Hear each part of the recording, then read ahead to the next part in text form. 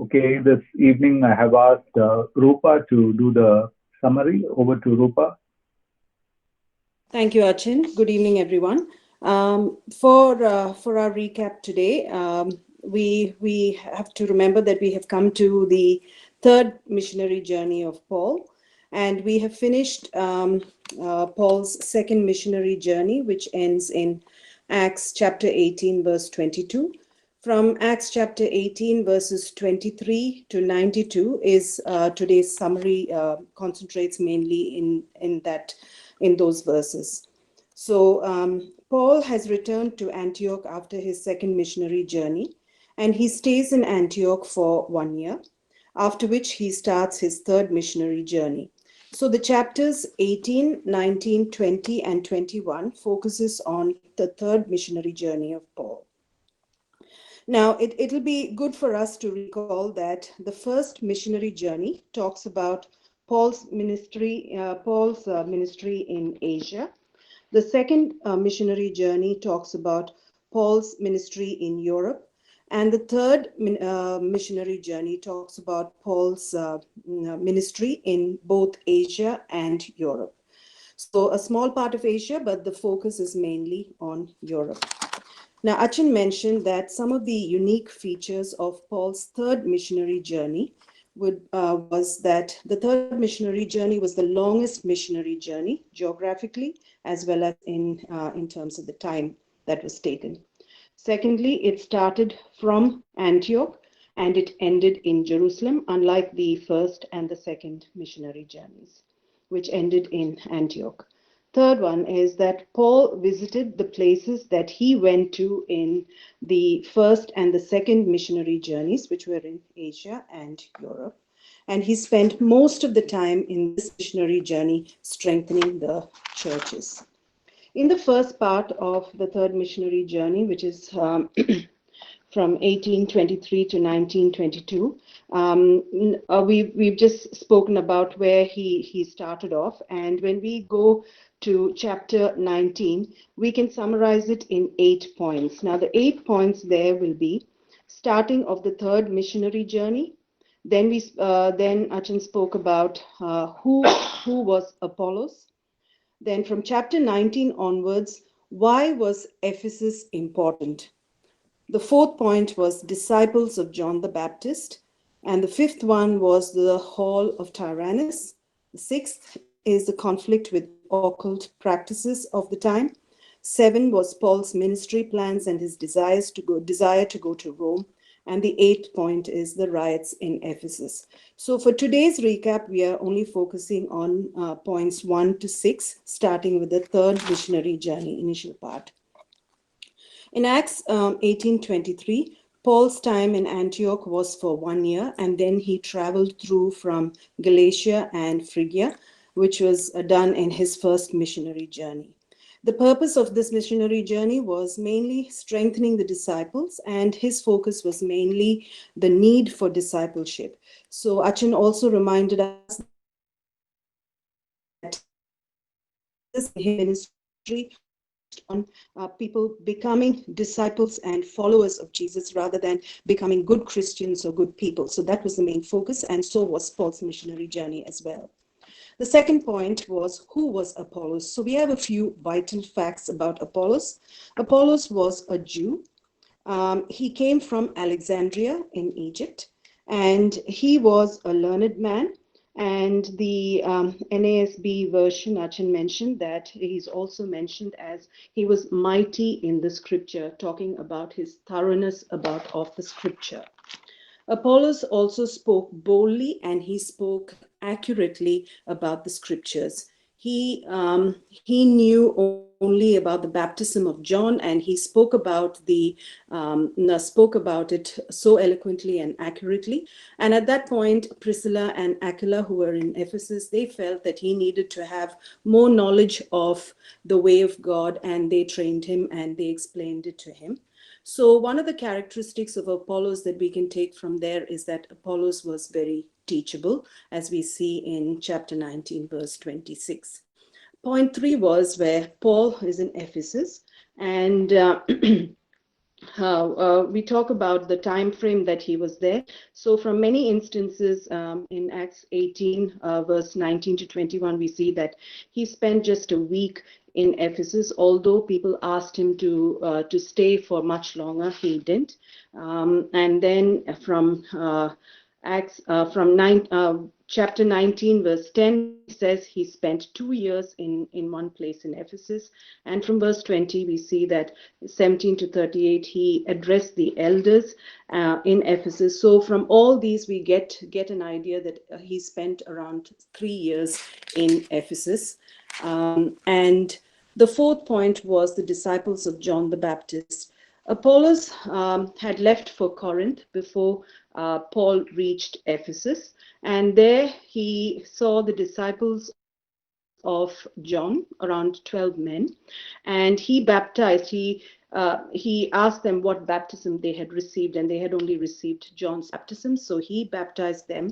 And at that point, it's mentioned that they had not understood about the Holy Spirit.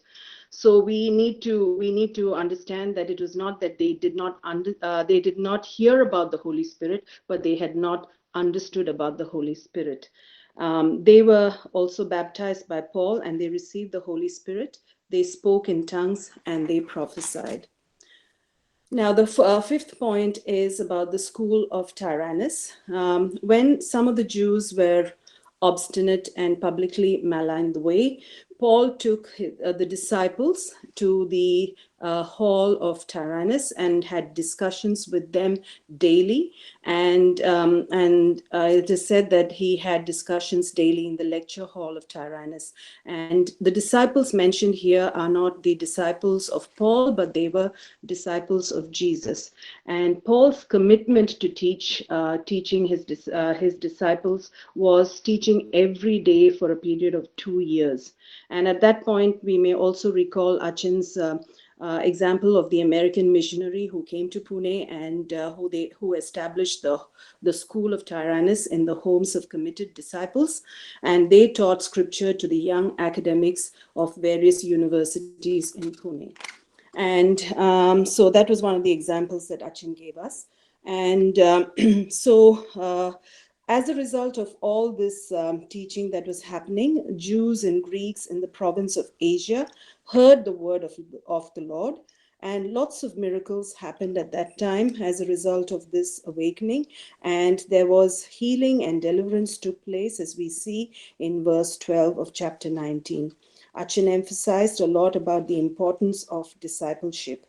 Point 6 in chapter 19 was conflict with the occult. People were watching miracles and healing happening. So there were so many people who saw that even the aprons and the handkerchiefs, as it's mentioned in the scripture, that that Paul that had been there with Paul, if it was taken to people who needed healing, people received healing. So it was thought that it would be easy to use the name of the Lord in vain and to bring about healing. So there were three things that we needed to remember. What happened as a result of that was the danger of imitation. So as a result, even the evil spirit, we see that the evil spirit started talking back, and here was a warning not to use the name of the Lord in vain. The second one was it was God's mysterious power. Even though the name of the Lord was misused, God's intention was seen. Fear seized the people, and all of them feared the name of the Lord, and the Lord's name was held in high honor. And as a result of whatever was happening at that time, there was the word of the Lord spread widely and in power. And Achin finished off by saying that mission is becoming and developing experts in the scripture. Thank you, Achin.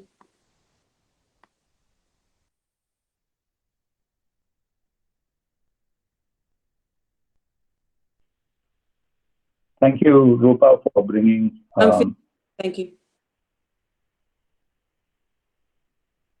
Hello, can you hear me? I guess I'm audible. Okay, friends.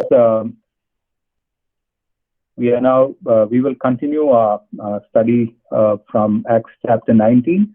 We are going into the 7th point, and before we go into that, you've got an idea that Paul has spent considerable time of his third missionary journey in Ephesus. And when you read the letter to Ephesians, you will understand the background. Think about the hall of Tyrannus. Think about the other oppositions that he faced and how he built up the team, how he spent 3 years there developing the local leadership, building up the church. 3 years is a good time. And mind you, he was teaching them every day. And in today's, in chapter 20 also, we continue to read about something that happened in Ephesus. So what you can do is if you have the habit of making small notes in your Bible, at the letter of Ephesians, you can write on the top of it, you can read Acts chapter 19, Acts chapter 20. So when you come to Ephesians, always you will know that there is a background, and if you read the background, it gives you further, it helps you understand the letter much better. So going into the 7th point that we need to talk about today is Paul's ministry plan. Now, as we read this, we come to chapter 19, verse 20 and 21. After all this had happened, Paul decided to go to Jerusalem, passing through Macedonia and Achaia. And after I have been there, he said, I must visit Rome also. He said he sent 2 of his helpers, Timothy and Aristarchus, to Macedonia, while he stayed in the province of Asia a little longer. Now, don't get confused with so many maps here. On the right side of them, you see is we are very familiar with this map about Paul's missionary journey, this third missionary journey. So he is in Ephesus. He's going to Macedonia, and then Achaia is the southern part of this map here. And this is where Achaia is where you have Corinth and Athens and all those areas here. And he actually, beyond this is Rome. So that is why it's a different map altogether. In terms of measurements or geographically, this may not match, but just to give you an idea, beyond Achaia and Macedonia, here you can see a little bit of Macedonia written on this map, MACE. So beyond Macedonia, the province of Macedonia, and here comes Italy, and there is Rome at the corner there. So Paul actually wants to visit Rome. He's mentioned that a couple of times. So his ministry plan is he wants to be in Rome at some point or the other, but we see that he doesn't take that route at this time. So we leave this here, point 7 here, and then we go to point 8. Let me present another slide. Okay. Yeah. So we are in point 8 where we talk about the riots in Ephesus in Acts chapter 19, verse 23 to 41. Now, this is a big passage. I'm only going to give you a gist of it to know what were the riots and how it happened. And as you read it, you can read it like a story because it is very clear. It is mentioned in simple language. Now, I want to highlight who are the people mentioned in this passage. Artemis is the god, or goddess of Ephesians, and they have a temple which is in the name of Artemis, which is very, very popular in Ephesus. Even now, I'm told that there are some ruins of the temple. If you go back, there are some ruins of the temple still remaining there. Now, and then you find also the name of Demetrius.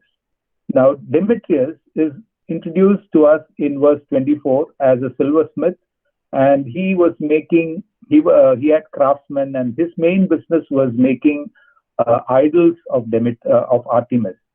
So when Paul and Paul started and his team started preaching the gospel, people started turning to the Lord, and there he very clearly found out that there is no more idol worship. So Demetrius creates a situation in Ephesus. He says he calls all the craftsmen together and says, if these people continue to preach and if people are going to turn towards the gospel, our business is going to be affected very badly. And so they say that, so they create a kind of a riot in that city against Paul and the others, and their target is to get Paul. And as it says in verse 27, there is a danger not only that our trade will lose its name, but also the temple of the great goddess Artemis will be discredited, and the goddess herself, who is worshipped throughout the province of Asia and the world, will be robbed of a divine majesty. Now, the whole idea, as you see the argument here until the end of the passage, something that strikes out to us and what we should think about is, here is a group of people trying to protect their God. But in reality, it is God who protects us. That is the strong faith that we have in God. Even when you read Isaiah, the prophet Isaiah says, when calamity comes, you have to run away. And when you run away, you're looking for those golden idols that you have made of gods. You don't want to lose them because they are monetarily very valuable. And so you can't, when you want to take your things and run away, you are looking for your gods whom you have to protect. And there Isaiah says that when calamity comes upon the children of God, it is God who carries you in his arms. Such a beautiful thought. And as you read this passage, you will see that same thought coming again and again. Here, people are trying to protect their gods. But in reality, in our faith, we believe that God is the one who protects us. And mind you, don't ever try to protect God. There are times, I have encountered times where people talk ill about God. They give a wrong understanding about God, and we try to defend our God. There is nothing for us to defend about our God. We defend our faith, but we don't need to defend God. We don't need to feel bad and try to do something when people talk ill about our God. We are only called to profess our faith and the love of God. So remember that is very important in our Christian life. The second group of people that you see in verse 29 is Paul's traveling partners. And it says in verse 29, soon the whole city was in an uproar. They seized Gaius and Aristarchus, Paul's traveling companions from Macedonia. All of them rushed into the theater together. So now, being in Paul's team is not an easy ministry. They are constantly exposed to danger and harm by the people. They have been persecuted. As you continue to read, and when you read the letters of Paul, you see how they had to face difficult situations. Gaius and Aristarchus was caught this time, and then they were actually looking for Paul. But the people, the believers, they insisted that Paul should not. Paul wanted to go and face the crowd, but they said that they protected Paul and kept him behind closed doors, and then that is how he escaped. Then we come across another person called Alexander, a Jew, and this is mentioned in verse 33. So now we don't, from the passage, we understand that Alexander is a very strong Jew, and he has no way understood the gospel, and his role there is to kind of strike a balance or bring some peace between the Jews and the local people who are revolting against Paul. In fact, he may be even instigating the people because their target was to get Paul. And the last and interesting person is the city clerk, about whom we read in verse 35 to 41. Even he, if you understand his approach, he comes and he appears there in verse 35. It says, the city clerk quietened the crowd, saying, fellow Ephesians, doesn't all the world know that the city of Ephesus is the guardian of the temple of the great Artemis and of her image? So who's guarding? Again, the thought, it is the city of Ephesus that is a guardian to the temple. They are the people who need to protect that. And then he goes on to say that, he says about Paul and his team. He says in verse 37, you have brought these men here, though they have neither robbed temples nor blasphemed our goddesses. If you have not done anything like this. So if Demetrius has a problem, let him go and appeal to the court, and the courts will solve it. And so he dismissed the assembly. So this is what actually happened, the riots that happened in Ephesus, the people that were involved. We went into the gist of what actually happened and who are the people involved and how they came out of it. So with that, we are going to close chapter 19. Today we go into Acts chapter 20. But as we go into Acts chapter 20, remember this was the outline that I had given you last Wednesday, about Paul's third missionary journey. It is from chapter 18:23 to 21:17.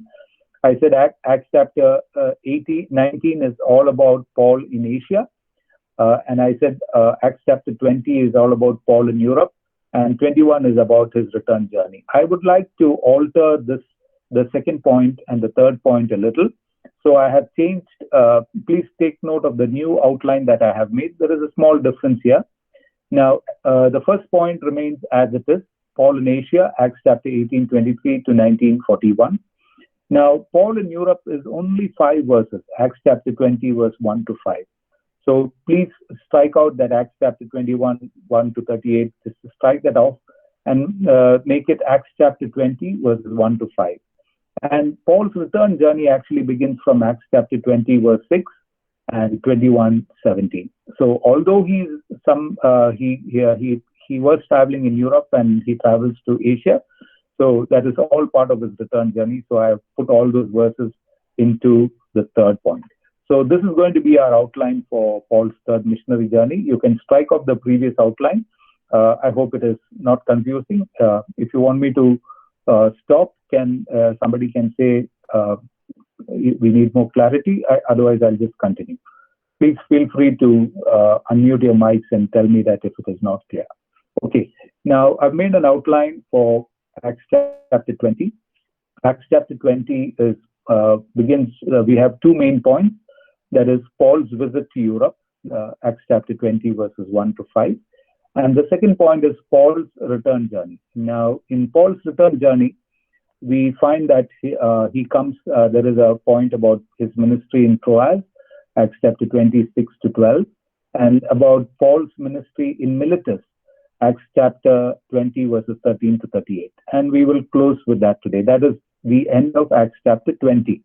So in Acts chapter 20, we are going to look at 2 points. Now, Paul, remember, he is in Ephesus. Ephesus is in Asia. And Paul is traveling to Europe. So let's go into Acts chapter 20. The first point, Paul's visit to Europe. Acts chapter 20, verses 1 to 5. Now, in this passage, first of all, he's saying that he is traveling to Macedonia. The very first verse says that he's saying goodbye and set out for Macedonia. Macedonia is in Europe. Please correct that. It's not Macedonia is Europe. It is Macedonia is in Europe. And then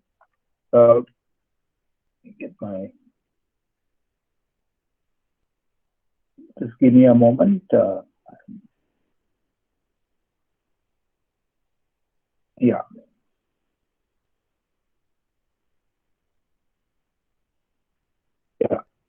We read that Paul, rather than, as we saw earlier in the previous chapter also, more than preaching the gospel, Paul is now into the ministry of encouragement. Encouragement means discipleship, which is very, very important in our spiritual growth. I have mentioned much about that in our last Bible study. It is so important, and Bible study is one way of our commitment to discipleship. We only grow in our spiritual life when we commit ourselves to the study of God's word. Then we come to he comes to Greece, as it says in verse 2. He traveled through the area, speaking many words of encouragement to the people, and finally arrived in Greece. So we should remember the two places that Paul concentrated in Greece was Corinth and Athens, and verse 2 says that he stayed there for almost. Verse 3 rather says that he stayed there for almost 3 months. So we understand that Paul has come to the to the southern part of Macedonia, and he says in verse 3 that he is going back to Syria. So going back to Syria means that he is going back to Antioch of Syria. That is where he started his journey, and we know that all his journeys he went back. His original intention was to go back to Syria. So let me bring up the map. Now, we should understand that Paul is in Greece. Greece is, as I said, the southern part. Here is Corinth and Athens. So Paul traveled from Ephesus. We see, if you can follow this red line, he traveled through Troas. He came to Neapolis, Philippi, and all Thessalonica, Berea, and then came to, maybe he touched Athens or he was in Corinth. Now, this is where Paul is right now. And he says from here, he is going back to Syria. Now, if he wants to go back to Syria from Corinth, there is a direct sea route from Corinth, right? He can go right through the sea to Antiochia. So this is the shortest route for him to travel. I hope you can follow the map. Paul is in Corinth. He says he wants to go back to Antioch. The ideal thing would have been for Paul to travel by sea straight to Antioch. But what does Paul do? He takes the route back. He's going back from Corinth. He's going to Berea, Thessalonica, Philippi, and going back the same places. That shows his commitment. He was there for the people, which is very important. So he chose to go through Macedonia instead of the shorter sea route. That is, he decided, verse 3 very clearly says that he decided to go back through Macedonia. So why does he do that? We understand very clearly that he was for the people, and he had people as the priority in his ministry. He wanted to disciple. He wanted to make sure that these people are strong in the Lord. And then we get an idea of who is in Paul's team in verse 4. There is Sopater, Aristarchus, second is Gaius, Timothy, Tychius, and Trophimus. These are just to know who are the team in Paul's ministry. Now, I want you to read verse 5. It says, then these men went on ahead and waited for us at Troas. Now, would anybody like to unmute your mic and say, what does this us mean? These men went out ahead and waited for us at Troas. Can anybody unmute your mic and say, what do you understand by us?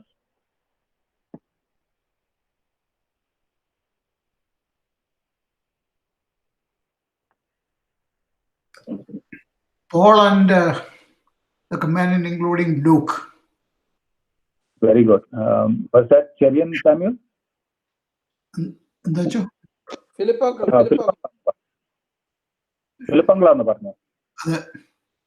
Okay, very good. So remember to always keep track of us, we, when it is us and we, remember it is referring to Paul and Luke. Maybe Silas was with them. So the others went ahead, and Paul and maybe Luke and Silas was with him, which is a guess, but definitely Luke. When it says us, it refers to Luke there. So coming back to now, that is basically about what Paul did in Europe. We don't have any other outstanding events that took place, but this is what we understand.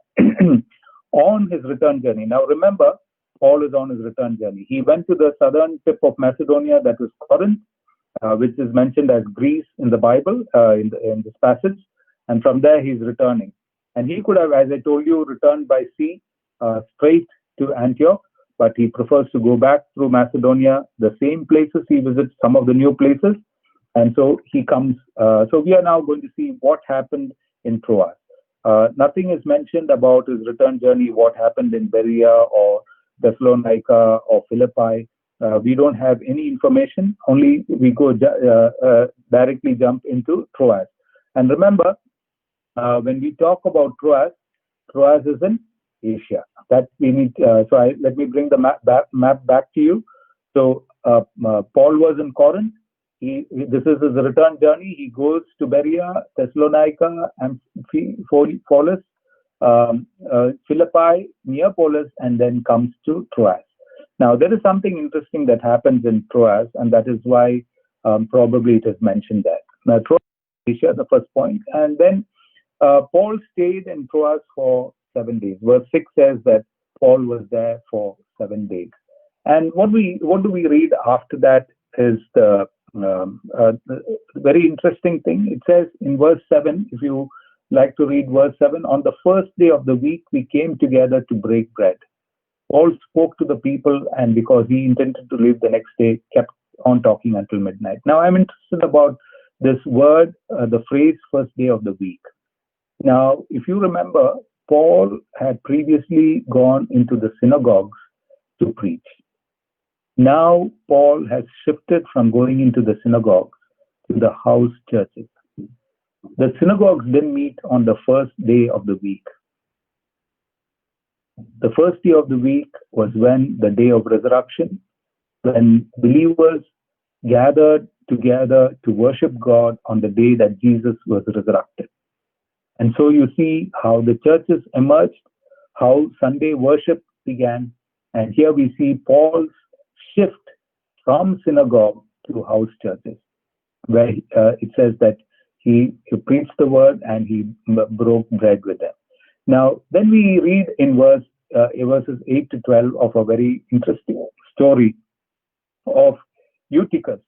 Eutychus, as we know, in verse 8 to 12, Paul was preaching through midnight, and he was sitting on Eutychus was sitting on the window and on the third story of the building, and then he fell off the window, and actually when he fell down, he died. And then verse 10 says, Paul went down, threw himself on the young man, put his arms around him. Do not be alarmed, he said, he is alive. And then it says that they went upstairs again and broke bread and ate. After talking until daylight, he left. Can you imagine the commitment of Paul?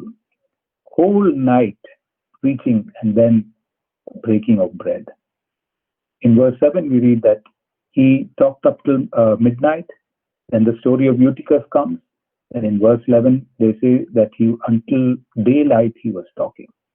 Can you see Paul as a man for the people? A man always willing to be there for the people. So concerned about the growth of the believers. You know, he had to travel. And it is very interesting what happens next is that Paul is in his return journey. The second point is Paul's ministry in Miletus.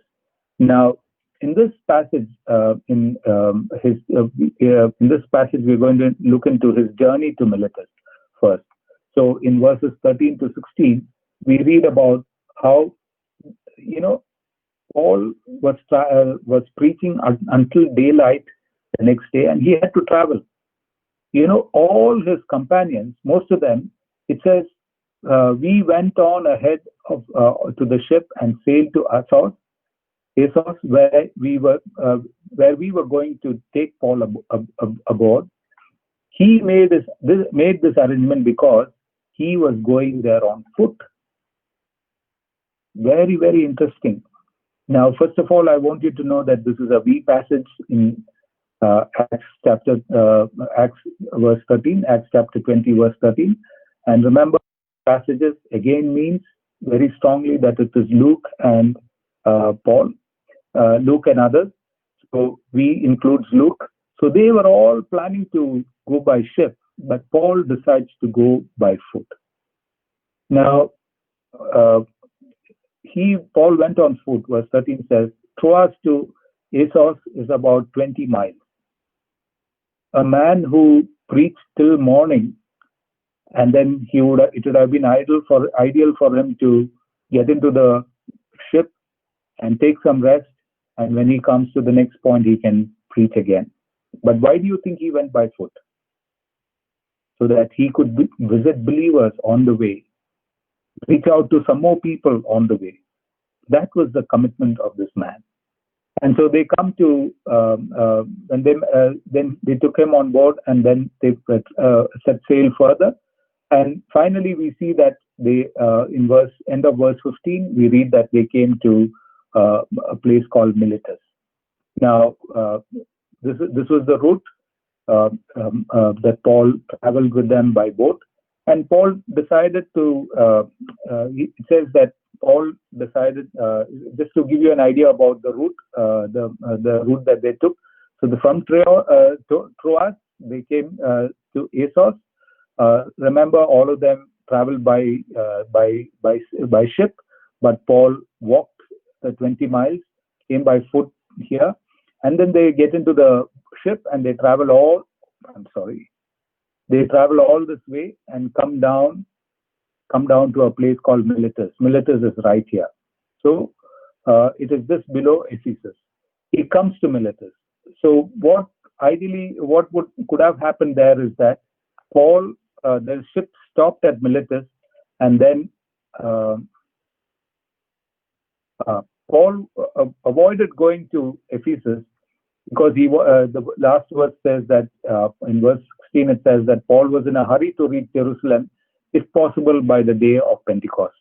So Paul comes up to a place called Miletus, and usually when people traveling those days by ship, the ship would be in the port for a while, and then the ship would they would get into sea after a few days after the cargo and all the fueling and whatever is done, and after that they would get the ship moving again. So while they were at Miletus, Paul sends for the believers, the elders. So there is first we see his journey to Miletus, then we also see Paul's message to the Ephesian elders, that is verses 17 to 35. And within this, we have two passages, that is concerning his ministry and then concerning the church. Now, I want you to understand that Paul is not in Ephesus.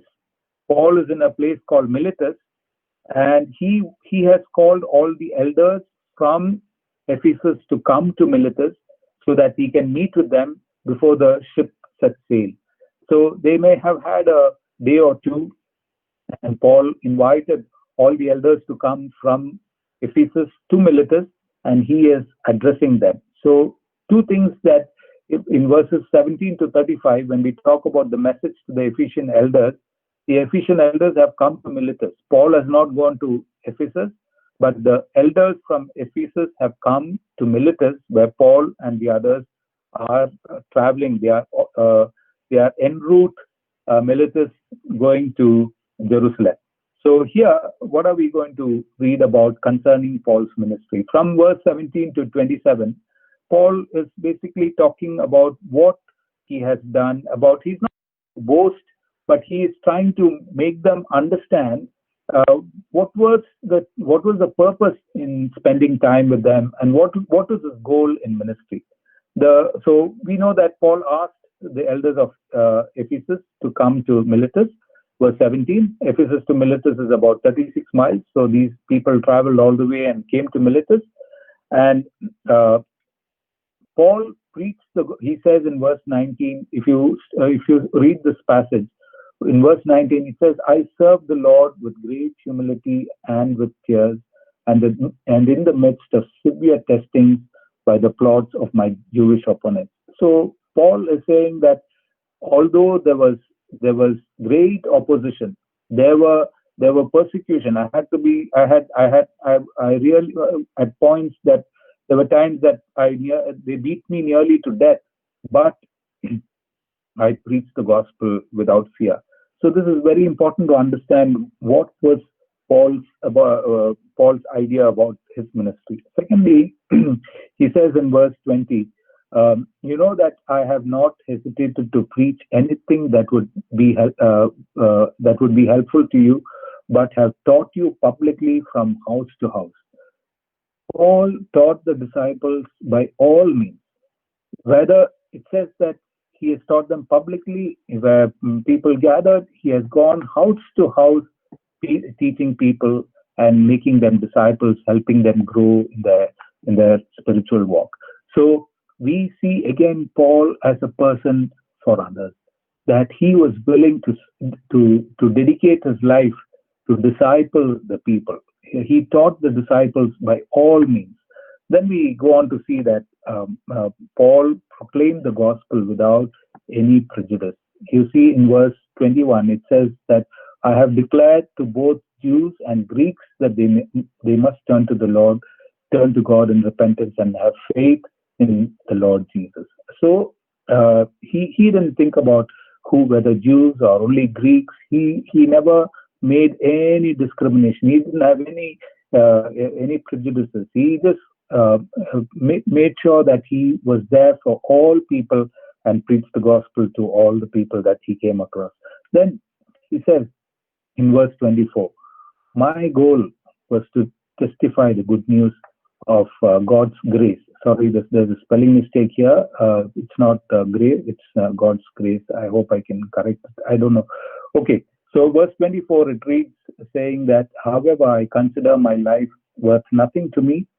My only aim is to finish the race and complete the task that the Lord Jesus has given me, the task of testifying the good news of God's grace. So his goal was to testify the good news of God's grace. And finally, it says he ministered with a sense of accomplishment. Verse 26 and 27, when you read, he says, therefore I declare to you today that I am innocent of the blood of any of you, for I have not hesitated to proclaim to you the whole will of God. Paul is so confident to say that 3 years I spent in Ephesus, I have declared to you, and if you don't believe, and if you don't change, or if you don't build your faith in the Lord Jesus Christ, I'm not responsible for that. I'm innocent of the blood of any of you, he says. That is the confidence that Paul has to say to the believers, to the elders of the Ephesian church. And he says, I have not hesitated to proclaim the whole will of God to you. So just see the intensity with which Paul looked at his ministry. You know, he preached the gospel without fear. He taught the disciples by all means. He says, in public places, from house to house, I came and preached the gospel. He preached to all people, whether Jews or Greeks. And his goal was to testify the good news of God's grace. And then he says, I ministered, and I'm very clear that I'm innocent of any of your blood because I have made the gospel absolutely clear to you. See, this is for us as ministers, and for each one of us, there should be a sense of accomplishment of what we have done. Particularly, I'm reminded of the great missionary to China from England, C.T. Studd, who was a very accomplished cricketer and one of the best cricketers in the England national squad. And at one point, he was such a strong believer, and he knew that God was calling him to be a missionary to China. He quit at the peak of his career as a cricketer and went as a missionary to China. And he always said, one life and it will soon be past, and what is done for Christ shall only last. So important. One life and it will soon be past, and what is done for Christ will only last. So this is Paul's message to the Ephesian elders concerning his ministry. And he continues his message. And the second point there is concerning the church. What does he say about the church? About what does he have to say the elders about the church? Now, in verse 28 to 35, you will note that Paul is predominantly talking about the church. First of all, he's addressing, as he addresses the elders, just recognize the words that he uses in verse 28. He says, you keep watch over yourselves and all the flock which the Holy Spirit has made you overseers. Be shepherds of the church of God. You know, he is reminding them of the responsibility. Pastors, spiritual leaders, you and I, we are called to be overseers, shepherds. You know, we talk about the priesthood of all believers. The priesthood of all believers, as it is written in 1 Peter, we are all priests. Only in terms of role, we may be different. We may be called to do certain ministries in the church, but remember that we all have the responsibility of being overseers, shepherds. If you are a Sunday school teacher, you are a shepherd to those children. If you are a youth leader, you have responsibility of being an overseer, shepherd of the people that is entrusted to you. If you are a pastorate committee member, it is not just to fulfill certain administrative roles. You are called to be an overseer as shepherds, taking care of the flock, making sure that the flock is fed, the flock is protected, the flock is healed, the flock is defended when the enemy comes. So we have that responsibility. That is how Paul is addressing. If Paul had to address elders today in our church, whom would he address? Would he address only me as an Achan? I'm sure that he would call, by calling elders, he would call the pastorate committee members, he would call Sunday school teachers, he would call the youth leaders, he would call the choir masters and all the committee members, the women's fellowship and their leaders, the men's fellowship, and all of you with responsibilities. So he says, he addresses all of them and says, friends, take care of the flock. And then he goes on to say, he warns them. He says, he's warning them about false teachers. In verse 29 and 30, he says, he uses the word savage wolves.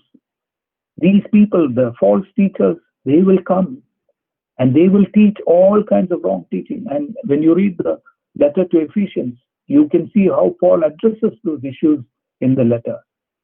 And he says that when false teachers come, you are the ones who have to protect the flock from these savage wolves.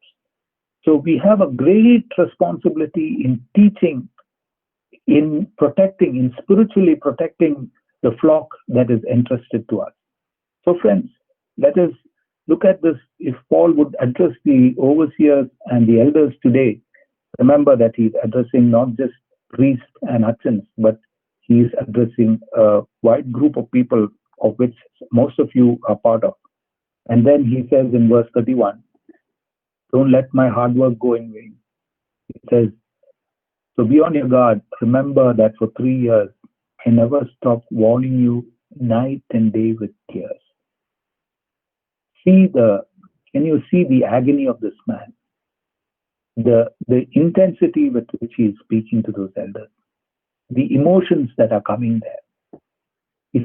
He's literally pleading with them and saying, I worked hard day and night for 3 years, and most of the time with tears.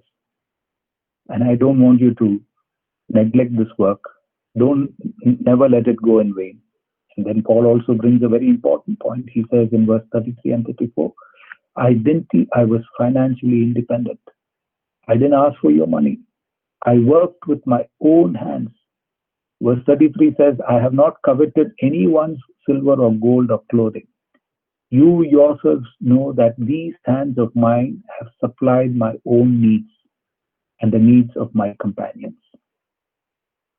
Can somebody unmute your mic and say, what was Paul by profession? He says he worked with his own hands. What work did he do? Tent maker. Tent maker. Yeah, he was a tent maker. Very good. And he worked, just imagine, he said, I didn't ask for salary, I didn't ask for benefits, I didn't ask for anything. I worked and then I ministered to you. And if you're saying that is a great thing, look at what verse 35 says.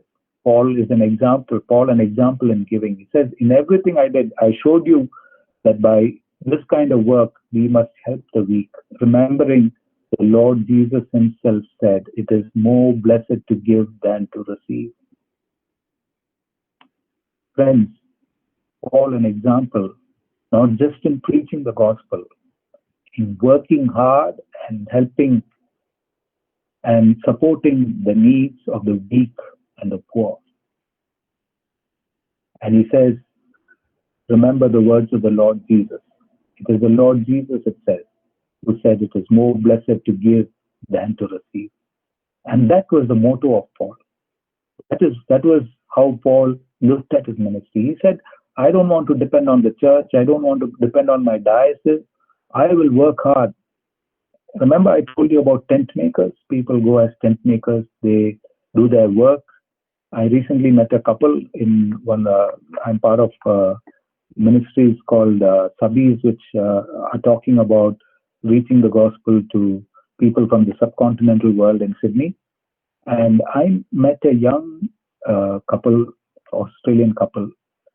They say that their dream, they are technically qualified. They want to use their profession to go to some part of the world where the gospel is not preached. They can go as technical people, but they can be ambassadors of Jesus in preaching the gospel there.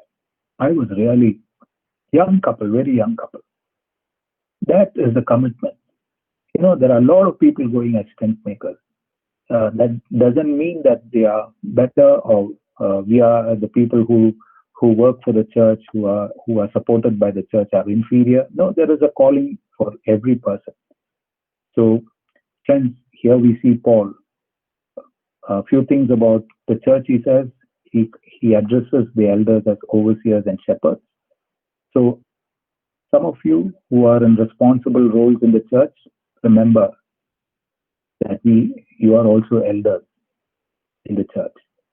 And then Paul, he tells them the responsibility that they have, particularly in protecting the sheep. And then he says, please, I have toiled there for 3 years. Day and night I have preached the gospel. I have preached in public places. I have preached in your own homes. I have come home, house to house, and told you about the gospel. And I'm innocent of your blood. I have told you very clearly.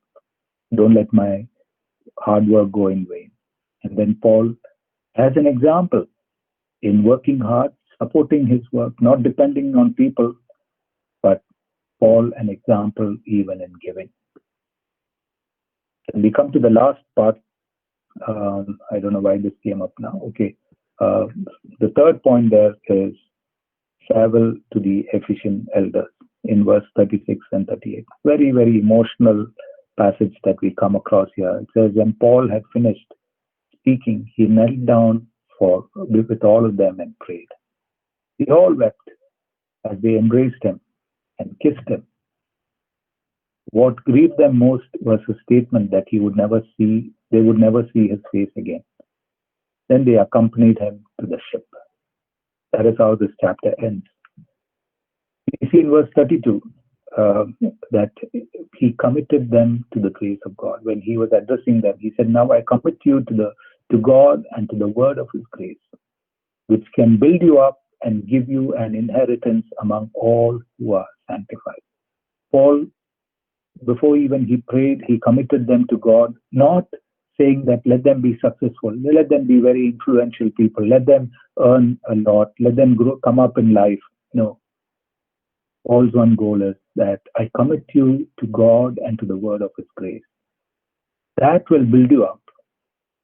It will give you an inheritance among all those who are sanctified. Dear friends, I don't know what your goal in life is, what your purpose in life is. How much of you is saying that I want to be a person who will be committed to God. I want to be a person who will study the word of God. I want to know more about God. And that is what Paul is committing the elders to. And then, very interesting to see, he and all the people knelt and prayed. Verse 36, and Paul had finished speaking, he knelt down, and all of them.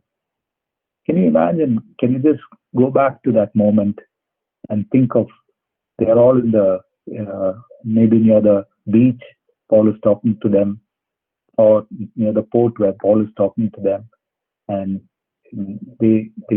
Paul kneels down, all the people kneel down, all the Ephesian elders kneel down, and then he prays. And after he prayed, it says that it was a very, very emotional departure. Verse 37 says that they all wept as they embraced and kissed him. Particularly because he said that they may never see him again. Verse 38. If you go back to verse 22, Paul has said, and now, compelled by the Spirit, I'm going to Jerusalem, not knowing what will happen there. And then in verse 25, now I know that none of you among whom I have gone about preaching the kingdom will ever see me again. So that was a very, very emotional departure. Now, with this background, I want you to read the letter to Ephesians. Remember all that happened in Ephesians. Just go through chapter 18, 19, what all happened in Ephesus, and how Paul was concerned about those believers, and how emotional the people became when it was time for Paul to depart. Now, with this, I want to come to the end of our Bible study. Sorry, I've gone 3 minutes more. What is the takeaway? Mission is going the extra mile. If you and I are really interested about mission, about the mission of God, we have to get out of our comfort zones and be willing to go the extra mile. Can you take an effort to go and meet someone, pray with them? Some of you say, I cannot pray, I cannot teach, I cannot do Bible study. Can you fix an appointment with one person and say, I want to come and meet you for half an hour. I just want to read one chapter of the Bible with you. Can you do that? I'm sure that you can do that. The next time maybe you can say, I'll read one chapter, you read one chapter. That is all. Ministry is not something that is so hard that you need to be trained to do that. Are you willing to go the extra mile? Think of Paul. Read from how much he could have traveled straight from Corinth in Greece to Jerusalem by sea. He walks back. When all of them, he preached the whole night. He talked up to daylight. And when the others went by sea, he walked from Troas. That was the commitment of this man. At every point, willing to go the extra mile. May God bless us. May He help us to be people who will walk the extra mile. Thank you, friends. May God bless you.